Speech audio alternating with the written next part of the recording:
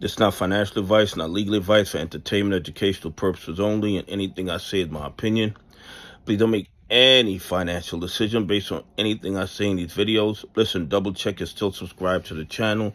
Double check your notification on, and if you hit that like button, double check it's working properly, because you know these bad actors are working overtime to suppress the channel because they're terrified of more people becoming aware of all the fraud and corruption in the United States stock market. Guys, listen.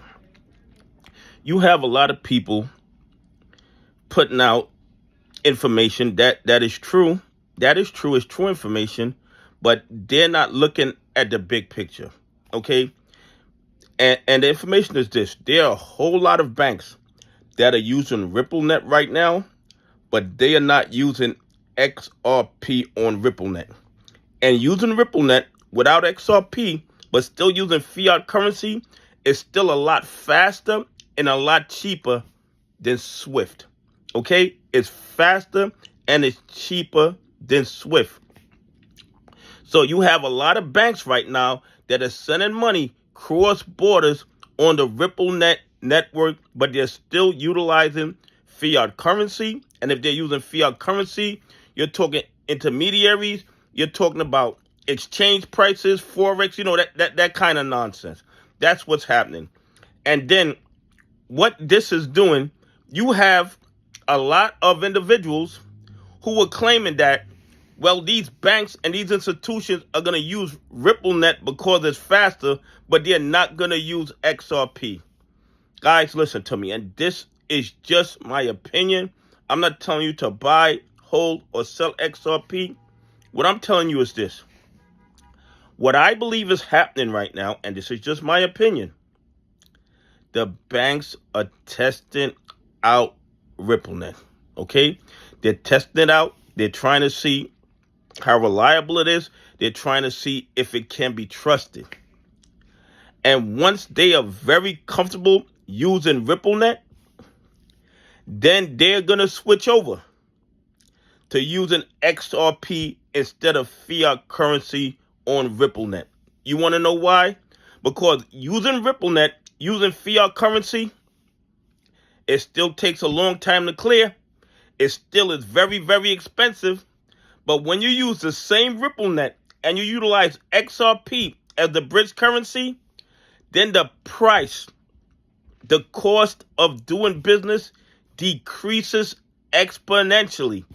This same $100,000 that might cost you $1,000 or $1,500 to send on Ripplenet without XRP, this same $100,000 might cost you a penny to send utilizing XRP.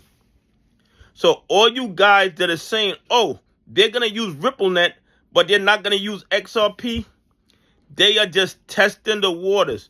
Nobody is going to keep using fiat currency when the fees are $1,500 to send $100,000, when they can send the same $100,000 using XRP and will cost them less than 1 penny. Okay, it's just not going to happen.